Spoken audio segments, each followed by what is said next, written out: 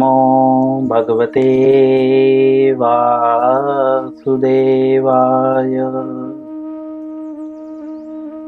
ओम नमो भगवते वासुदेवाय। ओम नमो भगवते वासुदेवाय। श्री कृष्ण लीलामृत पुरुषोत्तम भगवान, अध्याय 33। करीब हम 252 पेज नंबर पे हैं। दूसरे पैराग्राफ के मध्य में थे। जैसा कि हम कल पढ़ रहे थे कि जो बद्ध जीव को मोहित करने के लिए, चूंकि वे काम विद्या के प्रति अत्यधिक आकृष्ट रहते हैं, अतः श्री कृष्ण साथ वे वैसा ही जीवन भोगते हैं और इस तरह जो है भौतिक अवस्था से मुक्त हो जाते हैं। इसके पूर्व हमने पढ़ा था, ज्यों-ज्यों लोग भौतिक जगत में और अधिक उलझते जाते हैं, त्यों-त्यों जो है वे भौतिक जगत में और अधिक उलझते जाते हैं। कौन? जो भौतिक जीवन के मूल्यों जो पुरुष और स्त्री के प्रति, स्त्री और पुरुष के प्रति मोहग्रस्त होते हैं, वे लोग जो है भौतिक जगत में उलझते ही जाते हैं।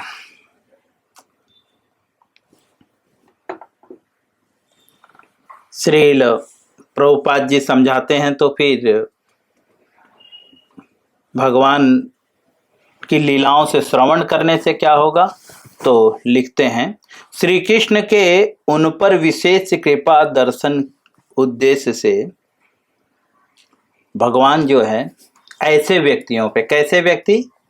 जो लोग भौतिक जगत में एक दूसरे के प्रति आकृष्ट होकर इस भौतिक जगत में फंस जाते हैं और उलझ जाते हैं और फिर उनको निकलने का कोई मार्ग नहीं होता, कई प्रकार के कष्टों से वो संतप्त हो जाते हैं।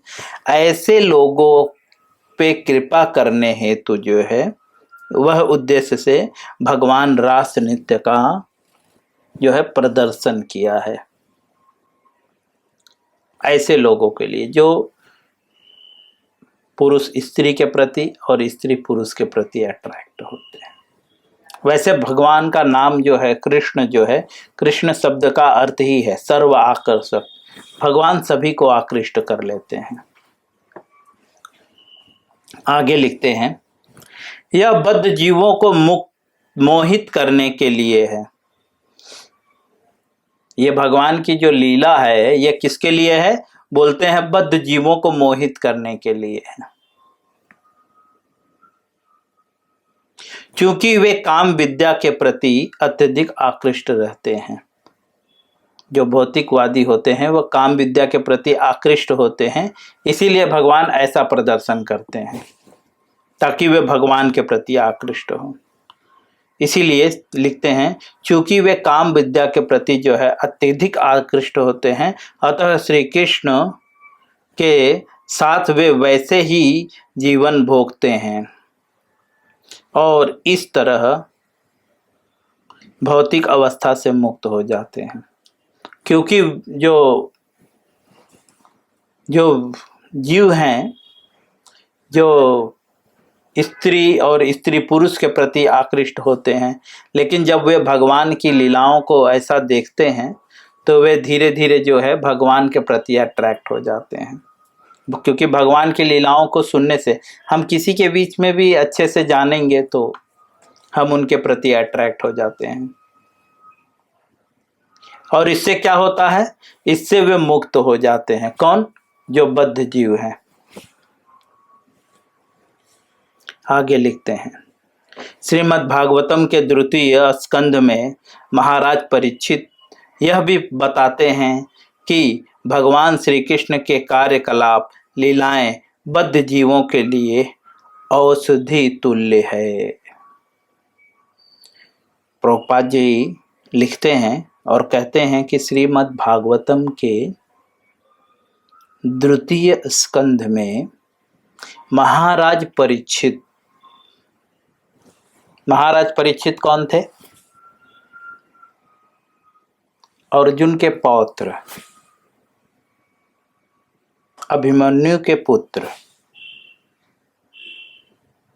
महाराज परीक्षित जो है अभिमन्यु के पुत्र थे और अभिमन्यु जो है अर्जुन के पुत्र थे। तो परीक्षित महाराज भागवत सुन रहे थे तो वे बताते हैं कि भगवान श्री कृष्ण के कार्यकलाप तथा लीलाएं हैं वह बद्ध जीवों के लिए क्या है? बोलते हैं औषधि तुल्य है। औषधि मतलब मेडिसिन। किसके लिए है? जो बद्ध जीव हैं ऐसे लोगों के लिए ये मेडिसिन है।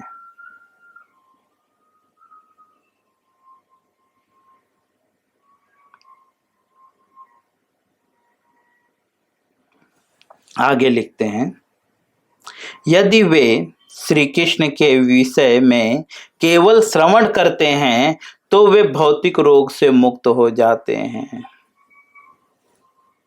जो बद्ध जीव सिर्फ श्री कृष्ण के विषय में श्रवण करें तो भी वे भौतिक रोग से मुक्त हो जाते हैं। भौतिक क्या है? थोड़ा सा मैं पानी लूंगा, 1 मिनट दीजिए मुझे।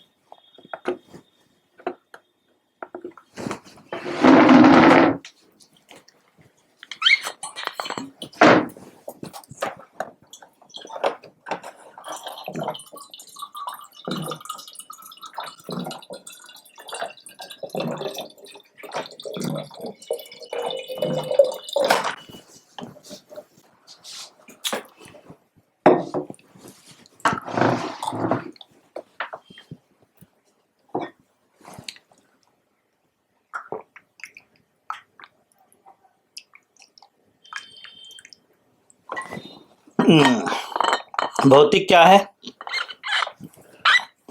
बोलते हैं भगवत गीता में, पृथ्वी रापो नलो वायु खम मनम बुद्धिरेव च अहंकार इति मन्ये भिन्ना प्रकृति अष्टधा। ये सब भौतिक भिन्ना प्रकृतिक है, भौतिक शक्ति है ये। तो बोलते हैं ये जो भौतिक रोग है इससे मुक्त हो जाते हैं। एक्चुअली इसे रोग कहा गया है। क्यों रोग कहा गया है? क्योंकि ये सदा ही ये सारी चीजें हमें कष्ट देती रहती हैं। जैसे अभी मैंने पानी पिया, प्यास लगा, वास्तव में प्यास भी एक प्रकार का कष्ट है। अगर मैं नहीं पीता था तो मेरा मन विचलित रहता था, स्थिर नहीं होने देता। थोड़ी देर में ये बुखार खांसी दुनिया भर की बीमारियां लाने देता, एसिडिटी दुनिया भर की चीजें आने लगती है ना। ये जल है। हमने जैसे पढ़ा, भगवान बोलते हैं भौतिक शक्ति की ये 8 प्रकार की भौतिक तत्व हैं। कौन कौन से? पृथ्वी, भूमि रापो नलो वायु खम मनम बुद्धिरेव च। उसमें से पानी भी है, हाँ, पृथ्वी अग्नि जल वायु है ना, ये सब। तो ये भी एक प्रकार का रोग है, ठीक है। बिना पानी के मैं नहीं जीवित रह सकता, ये रोग ही है। तो इससे मुक्त कर देता है। मुक्त का मतलब मुझे कभी भी पानी की जरूरत नहीं पड़ेगी। कभी कभी लोग पानी के लिए कुछ गलत कार्य भी कर बैठते हैं, है ना। पानी, खाना, पृथ्वी के लिए, है ना, जमीन के लिए, है ना, लोग कत्ल भी कर देते हैं। और मन बुद्धि अहंकार इसके वश में आकर जो है व्यक्ति न जाने क्या क्या कर्म करते हैं। तो यहाँ पे बताते हैं कि जो सिर्फ भगवान के विषय में सुनता है, श्री कृष्ण के विषय में जो सिर्फ सुनता है, केवल, यहाँ पे केवल शब्द प्रयोग करते हैं, जो सिर्फ भगवान के विषय में केवल सुनता है, तो वे भौतिक रोगों से मुक्त हो जाते हैं। लेकिन भगवान के विषय में किससे सुनना है? ये भी बहुत महत्वपूर्ण है। किससे सुनना है? प्रजहाति यदा कामान सर्वान पार्थ मनोगतान आत्मनेव आत्मनो तुष्टो, ऐसे व्यक्ति से सुनना है। तब ऐसे व्यक्ति से अगर आप श्रवण करेंगे, लेकिन श्रवण कैसे करना है? श्रवण की विधि क्या है, प्रक्रिया क्या है? आप किसी के पास जाकर श्रवण कैसे करना है? तो बोलते तत् विद्धि पड़ी प्रातेन परिप्रश्नेन सेवयः उपदिच्छन्ति ते ज्ञानम ज्ञानिनः तत्वदर्शिनः। श्रवण कैसे करना है? बोलते हैं सेवा करते समय उनसे प्रश्न करना है और उनके विषय में वे तब आपको उपदेश देंगे, तब श्रवण करना है। अर्थात श्रवण से पूर्व सेवा करनी है।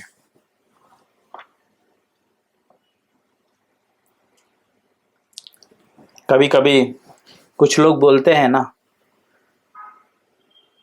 कि गुरुजी हम सुनते तो हैं लेकिन भूल जाते हैं। कारण आप जानते हैं? कल मैं बता रहा था ना, भारत में जो है सेवा से ज्ञान प्राप्त होता है। ज्ञान प्राप्त करने का मार्ग है सेवा, क्योंकि हम सेवा नहीं करते और सुनते हैं। लेकिन यहाँ पे बताया गया सेवा करते हुए प्रश्न करना है, जिज्ञासा करनी है, तब जाकर तत्वदर्शी आपको जो ज्ञान देगा वो आपके हृदय गम्य करेगा। श्रील प्रभुपाद जी लिखते हैं, वे लोग भौतिक सुख भोग तथा काम शास्त्र संबंधी पुस्तकें पढ़ने के आदी होते हैं। वे लोग कौन? जो भौतिक रोग से ग्रस्त होते हैं।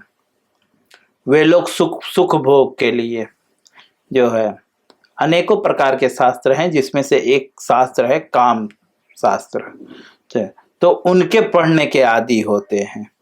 किंतु गोपियों के साथ श्री कृष्ण की इन दिव्य लीलाओं के श्रवण मात्र से जो है वे भौतिक कलमश से मुक्त हो जाएंगे। प्रभुपाद जी इनडायरेक्टली बता रहे हैं। ये ऐसा कौन बोल रहा है? सुखदेव गोस्वामी परीक्षित महाराज बोल रहे हैं भागवतम के विषय में, श्रवण के विषय में, और प्रभुपाद जी हमें बता रहे हैं। यहाँ पे इतना क्लियरली बता रहे हैं कि जो काम शास्त्र संबंधी पुस्तकों को पढ़ते हैं, अर्थात जो व्यभिचारी हैं, बहुत बेकार लोग हैं, ऐसे लोग भी अगर भगवान की दिव्य लीलाओं का श्रवण करें तो मात्र श्रवण करने से उनके अंदर भौतिक जो कलमश है उससे वे मुक्त हो जाएंगे। सोचिए, इस संसार में सबसे बेकार वही पुरुष है। आज के समय में बोले तो जो गंदी पिक्चर्स देखता है, समझे? ऐसे व्यक्ति भी अगर भगवान की लीलाओं के विषय में सुने तो उनके अंदर जो गंदगी है, जिस गंदगी के कारण जो है वे बार बार उन गंदी चीजों को देख रहे हैं, वे उस कलमश से मुक्त हो जाएंगे। लोग इससे छुड़ाने के लिए जो है डॉक्टर के पास जाते हैं, लाखों रुपए खर्च करते हैं, लेकिन यहाँ पे बोल रहे हैं कि सिर्फ भगवान की लीलाओं को श्रवण कीजिए, आप मुक्त हो जाएंगे।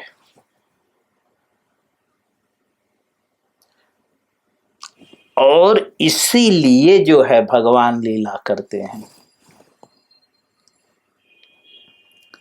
श्रील सुखदेव गोस्वामी ने यह भी बताया है कि किससे और किस प्रकार श्रवण करना चाहिए। देखिए यहाँ पे बता तो रहे हैं शुरू में कि श्रवण कैसे व्यक्ति से बोलते हैं कि श्रवण करने से, भगवान की लीलाओं का श्रवण करने से जो है, जो भौतिक सुख भोग के लिए काम शास्त्रों का या उससे संबंधित पुस्तकों का अगर अध्ययन करते हैं, उसके आदी हैं, तो उनके सारे कलमश नष्ट हो जाएंगे। वो आदत, आदि मतलब हैबिट, वो हैबिट छूट जाएगा उनका। जिनके बच्चों को, जिनके परिवार में गंदी हैबिट है, कलमश में दारू पीना भी हो गया, शराब पीना भी हो गया, गाली देना भी हो गया, अगर आप सिर्फ भगवान की लीलाओं का श्रवण करोगे तो धीरे धीरे इन कलमशों से मुक्त हो जाओगे और आपके प्रभाव से वे भी सुधर जाएंगे। हमारे क्लास में ऐसे लोगों का प्रमाण है, ऐसे कई सारे लोग हैं। लेकिन श्रवण कैसे करना है मैंने आपको बताया। अब सुखदेव गोस्वामी, श्रील प्रभुपाद जी लिख रहे हैं कि सुखदेव गोस्वामी ये भी बताते हैं कि किस प्रकार और किससे श्रवण करना चाहिए। सबसे बड़ी कठिनाई तो यह है कि सारा जगत मायावादियों से भरा पड़ा है। प्रभुपाद जी बोलते हैं बहुत कठिनाई है, कैसे लोगों से श्रवण करे और कैसे श्रवण करे। क्यों बोलते हैं? क्योंकि सारा जगत जो है मायावादियों से भरा पड़ा है। मायावादी मतलब जो भगवान की ओर ना ले जाकर हर जगह ले जाना चाहते हैं आपको।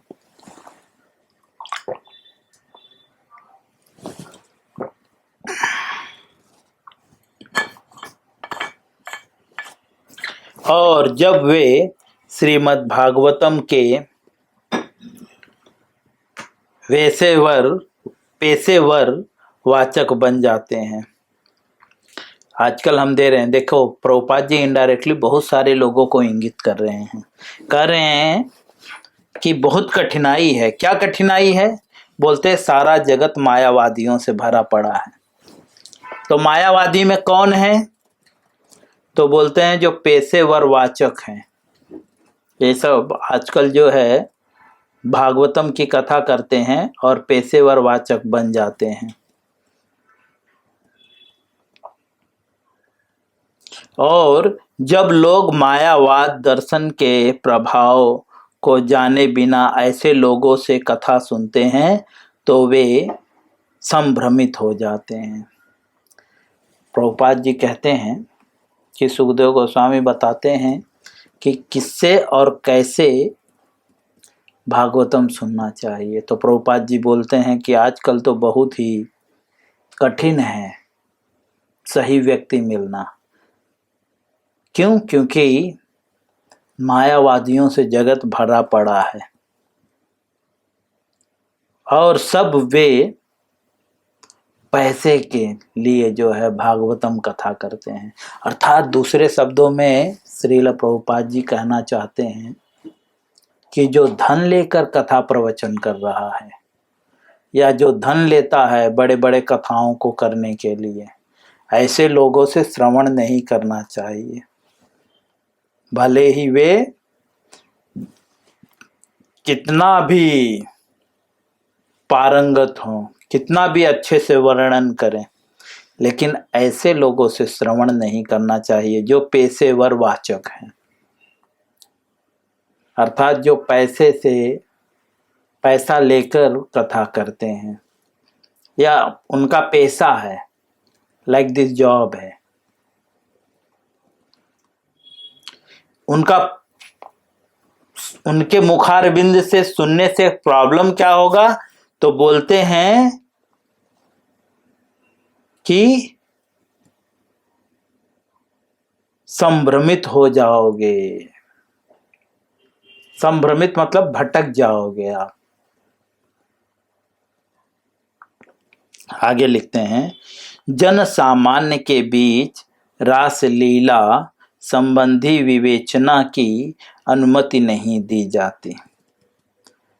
प्रभुपाद जी कहते हैं शास्त्र जो है जन सामान्य के बीच, जन सामान्य मतलब सामान्य मतलब जो साधारण जीव हैं, जो भक्ति नहीं कर रहे हैं, ऐसे लोगों के बीच में जो है रास लीला संबंधी विवेचना नहीं की अनुमति नहीं दी जाती, क्योंकि लोग मायावादी दर्शन से प्रभावित होते हैं।